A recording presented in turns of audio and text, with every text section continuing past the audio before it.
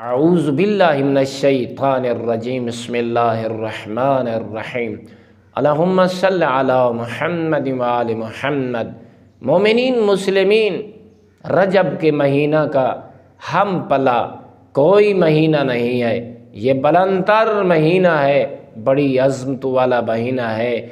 इस वजह से इमाम मूसा काज़िम अलैहिस्सलाम इरशाद फरमाते हैं कि रजब जन्नत में एक नहर है जिसका पानी दूध से ज़्यादा सफ़ेद है। अल्लाह अकबर। देखें, फिर मौला फरमाते हैं उसका जो पानी है उसकी मिठास शहद से ज़्यादा शीरी है। मौला फरमाते हैं जो एक रोज़ा रखेगा, एक रोज़ा माह रजब का, अल्लाह रब्बुल इज़्ज़त जो रजब नहर है जन्नत में जिसका पानी दूध से ज़्यादा सफ़ेद है, जिसकी मिठास और शीरी शहद से ज़्यादा मीठी है, तो मौला फरमाते हैं अल्लाह रब्बुल इज़्ज़त इस माह रजब का एक रोज़ा रखने वाले को माशर के दिन उस नहर से सैराब फरमाएगा।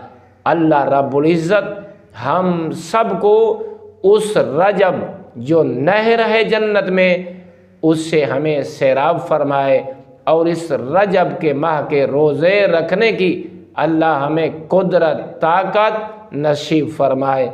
वल्हम्दुलिल्लाहि रब्बिल आलमीन।